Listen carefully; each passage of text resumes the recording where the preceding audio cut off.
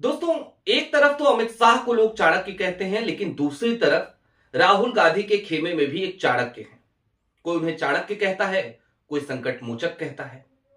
अब इतने दिनों से जिस बात की डिमांड बार बार हो रही थी कि भाई ईवीएम से नहीं, जरा बैलेट पेपर से चुनाव करके देखा जाए, तो उस चाणक्य ने इलेक्शन कमीशन ऑफ इंडिया को, ज्ञानेश कुमार के आयोग को घुटने टेकने पर मजबूर कर दिए और ईवीएम से नहीं, बैलेट पेपर से बड़ा ही महत्वपूर्ण चुनाव होने जा रहा है। हालांकि वो राज्य कांग्रेस शासित है, लेकिन जैसे ही ये फैसला आया, ये आदेश आया चुनाव आयोग की तरफ से कि हम आगामी 2026 में ये वाला चुनाव बैलेट पेपर से कराएंगे, भारतीय जनता पार्टी बुरी तरीके से बौखला गई। और जब बौखलाई तो कांग्रेस ने फिर मुंह तोड़ जवाब भी दिया और चुनाव आयोग ने भी भारतीय जनता पार्टी की बात सुनने से इनकार कर दिया, भले कांग्रेस के दबाव में। कहां का मामला है, क्या हुआ है, और ये छोटा चुनाव है या फिर कि बड़ा चुनाव है? जाहिर सी बात है, छोटा चुनाव होता तो मैं आप तक की खबर भी लेकर नहीं आता। लिहाजा वीडियो में अंत तक बने रहिएगा, क्योंकि इस मसले पर जरा विस्तार से बात करना बेहद जरूरी है। नमस्कार, मैं स्वप्निल और आप मुद्दा देख रहे हैं। दोस्तों, आगे बढ़े उससे पहले वही छोटी सी अपील। मुद्दा इन दिनों एक गंभीर आर्थिक संकट से जूझ रहा है।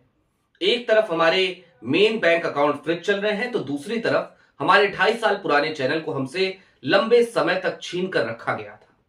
ऐसे में डे टू डे ऑपरेशंस में मुद्दा को काफी मुश्किलों का सामना करना पड़ता है। लिहाजा आपसे गुजारिश है, यदि आप चाहें, यदि आप सक्षम हो, तो स्क्रीन पर दिख रहे क्यूआर कोड या फिर के नीचे दिख रहे यूपीआई नंबर के जरिए मुद्दा की छोटी छोटी मदद जरूर कीजिएगा। अब आगे बढ़ते हैं, और सबसे पहले आपकी स्क्रीन पर मैं आपको एक खबर दिखा देना चाहता हूं। कांग्रेस शासित इस राज्य में अब ईवीएम नहीं, बैलेट से होगा चुनाव। आग बबूला हुई भाजपा, क्या करेगा चुनाव आयोग? हालांकि चुनाव आयोग ने ही आदेश जारी किया है। अंबानी साहब का चैनल है, तो जाहिर सी बात है थोड़ा बहुत हेडलाइन को तोड़ा मरोड़ा जरूर जाएगा। और मजे की बात जानते हैं, जिस शहर में ईवीएम बनता है वहीं पर बैलेट पेपर से चुनाव होने जा रहा है। आप समझ गए होंगे, यह मामला है कर्नाटका का। कर्नाटका की कांग्रेस सरकार राज्य में स्थानीय निकाय चुनाव के लिए ईवीएम की जगह पारंपरिक बैलेट पेपर से मतदान कराने का उसने फैसला लिया। और दरअसल क्या होता है कि जो राज्य सरकार है वो स्टेट इलेक्शन कमीशन को प्रस्ताव देती है, और उस प्रस्ताव पर मंजूरी वहां के राज्य निर्वाचन आयोग को देना होता है। तो भाई, एक तरीके से प्रदेश अध्यक्ष भी डीके शिव कुमार और डिप्टी चीफ मिनिस्टर भी डीके शिव कुमार, तो उन्होंने यह प्रस्ताव दिया था कि इस बार कर्नाटका में जो 2026 के निगम चुनाव होने हैं वो आप ईवीएम से मत कराइए, बैलेट पेपर से कराइए। और इसके बाद जो है अभी अभी ये फैसला आया, ये आदेश आया चुनाव आयोग की तरफ से, राज्य निर्वाचन आयोग की तरफ से, कि हम जो है वहां पे चुनाव ईवीएम से नहीं कराएंगे, बैलेट पेपर से कराएंगे। और इसके बाद क्या हुआ, विपक्षी भाजपा इस आदेश से आग बबूला हो गई। वहां पे विधानसभा में विपक्ष के नेता हैं आर अशोक, भारतीय जनता पार्टी के, उन्होंने इसे अपमान करार दिया। उन्होंने कहा कि यह अपमान हो रहा है। उन्होंने कहा कि राज्य सरकार ने खुद एक सर्वे करवाया था। अभी इसकी भी मैं पोल आपके सामने ही खोलूंगा, लेकिन पहले जान लीजिए इन्होंने क्या कहा। इन्होंने कहा कि राज्य सरकार ने खुद एक सर्वे कराया था जिसमें जनता की ईवीएम पर भारी विश्वास दिखा था, लेकिन राजनीतिक डर से कांग्रेस ने बैलेट पेपर चुना। अशोक ने कहा कि बेंगलुरु भारत की आईटी राजधानी है और यहां ईवीएम बनाने वाली कंपनी बीईएएल का मुख्यालय है। फिर भी कांग्रेस संस्थाओं को कमजोर करने और चुनावों से पहले पारदर्शिता व तकनीक से डरने की कोशिश कर रही है। यह मतदाताओं की बुद्धि का अपमान है। मतदाताओं की बुद्धि का अपमान बता रहे हैं आर अशोक, लेकिन झूठ बोलते हुए बता रहे हैं। क्या कह रहे हैं? कह रहे हैं कि कर्नाटक की सरकार ने अभी एक सर्वे कराया था। वो सर्वे किसने कराया था? वो सर्वे कराया था राज्य निर्वाचन आयोग ने। और सर्वे किया किसने था? वो सर्वे एक ऐसे एनजीओ ने किया था जिस एनजीओ के कर्ता धर्ता पीएमओ में कार्यरत हैं, हाई फाई सैलरी लेते हैं, प्रधानमंत्री नरेंद्र मोदी के साथ काम करते हैं, उनकी एनजीओ है। उसने सर्वे कराया और राज्य निर्वाचन आयोग ने सर्वे करवाया। और किसके मत्थे मर दिया गया? कि कर्नाटक सरकार ने कराया था। आपको याद होगा, हेडलाइंस छपी थी टेलीग्राफ में, खूब बवाल मचा था, हर जगह यही कहा जा रहा था कि जहां से वोट चोरी का आरोप राहुल गांधी ने लगाया जिस बेंगलुरु सेंट्रल पे, वहीं के लोगों ने कह दिया कि हमें ईवीएम पे भरोसा है। तो आर अशोक उसकी बात कर रहे थे।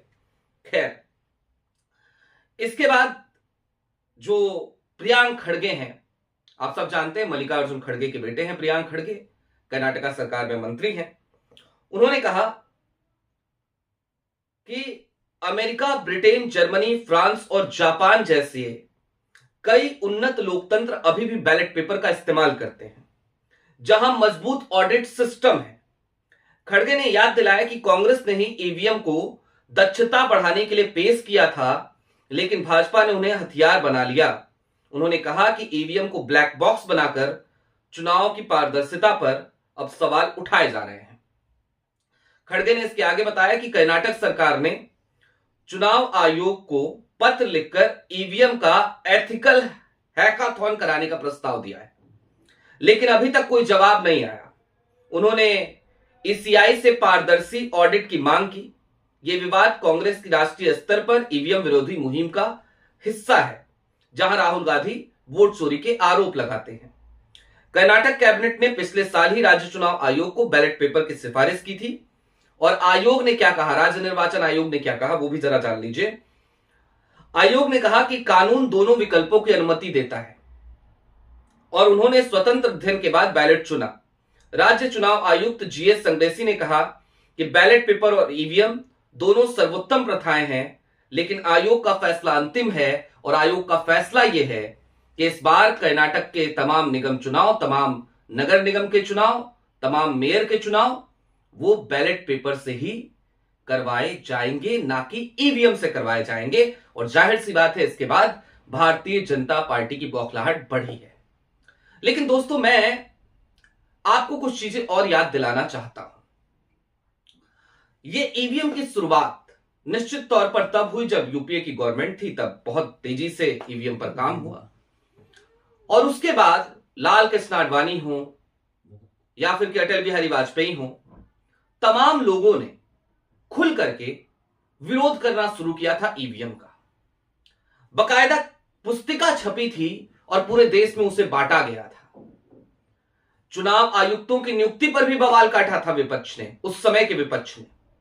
लेकिन आज जब मौजूदा विपक्ष कांग्रेस, समाजवादी पार्टी, तृणमूल कांग्रेस या कोई और अन्य दल, वो जब चुनाव आयोग की पारदर्शिता पर सवाल उठाते हैं, तो जवाब देने भारतीय जनता पार्टी आ जाती है। और आज की तारीख में जब डीके शिवकुमार की कोशिश के फलस्वरूप, सिद्धारमैया की कोशिश के फलस्वरूप राज्य निर्वाचन आयोग ने, ज्ञानेश कुमार के अधिकारी ने घुटने टेक दिए, मान ली विपक्ष की बात। वैसे तो नहीं मानती है, मानते हैं ये, चुनाव आयोग कहां मानता है बात विपक्ष की, लेकिन अगर मान ही लिया और मान लिया और कह दिया कि चलो ठीक है भैया, बैलेट पेपर से करा लेंगे चुनाव, तो अब फिर देखिए भारतीय जनता पार्टी के पेट में मरोड़। आर अशोक झूठ बोल रहे हैं। और झूठ क्या बोल रहे हैं कि वो सर्वे कर्नाटक सरकार ने कराया था, उसमें लोगों ने कहा था ईवीएम पे भरोसा है। अब चलते चलते कुछ चीजों को समझिए। दरअसल जब झूठ का आडंबर बहुत ज्यादा बढ़ जाता है, तो ऐसे ही छोटी छोटी रोशनी उसकी जरूरत होती है। जब अंधकार बहुत ज्यादा बढ़ जाए, तो टिमटिमाते दिए ही धीरे धीरे उस अंधकार को दूर करते हैं। लिहाजा हमें आज की तारीख में एक उम्मीद दिखती है, कम से कम अगर राज्य निर्वाचन आयोग किसी राज्य में झुकता हुआ नजर आ रहा है और इस बात को स्वीकार कर रहा है, विपक्ष की इस मांग को स्वीकार कर रहा है कि चलो ईवीएम से नहीं, हम बैलेट से चुनाव करा देंगे आपके लिए। ये एक रोशनी की तरह है, टिमटिमाता हुआ एक दिया है। लेकिन हां, इन सबसे इतर सच्चाई तो यही है कि आज की तारीख का चुनाव आयोग जिस तरीके से विपक्ष को ट्रीट कर रहा है, या जिस तरीके से अपने दामन को चुरा रहा है, या फिर जिस तरीके से गलदुदई, थिथरई, बेशर्मी पे उतरा हुआ है, या फिर कि जिस तरीके से वो हर बात पर एक ही जवाब देता नजर आता है कि आप जो कह रहे हैं उसमें कुछ फैक्ट नहीं है, इससे चुनाव आयोग की विश्वसनीयता तो खत्म हो ही चुकी है। देश के लोकतंत्र पे लोग कितना और कब तक भरोसा करेंगे, यह भी एक बड़ा सवाल बनकर उठ रहा है। खैर, कर्नाटक में शुरुआत हुई है। तमाम चुनाव वहां पर अब होंगे बैलेट पेपर से। देखते हैं बैलेट पेपर से चुनाव होंगे तो क्या नतीजे आते हैं। अभी अभी महाराष्ट्र के चुनाव बीते और महाराष्ट्र के चुनाव में हमने नतीजे देखे। हालांकि हमने ये भी देखा कि वहां पर वोट चोरी के क्या क्या नए नए नमूने देखने को मिले, किस तरीके से मतदाताओं को प्रभावित किया जा रहा था। अब कर्नाटका में चूंकि कांग्रेस की सरकार है, तो क्या अपनी सरकार के रहते कर्नाटका में कांग्रेस की यह सरकार वोट चोरी को रोकने में, इन नगर निगम के चुनाव में कामयाब हो पाएगी? ये एक बड़ा सवाल है। ईवीएम को हटाने में तो कामयाब हो गई, इसके लिए कर्नाटक की कांग्रेस सरकार को, डीके शिवकुमार को, सिद्धारमैया को, सबको बहुत बहुत बधाइयां तो देनी बनती हैं। आपकी क्या राय है कमेंट बॉक्स में जरूर बताइएगा। अभी के लिए दीजिए इजाजत। चलते चलते फिर वही अपील, चैनल पे नए हो तो सब्सक्राइब करते हुए जाइएगा, सक्षम हो तो मुद्दा की छोटी छोटी मदद जरूर कीजिएगा। इसके लिए आप स्क्रीन पर दिख रहे क्यूआर कोड या फिर के नीचे दिख रहे यूपीआई नंबर का इस्तेमाल कर सकते हैं।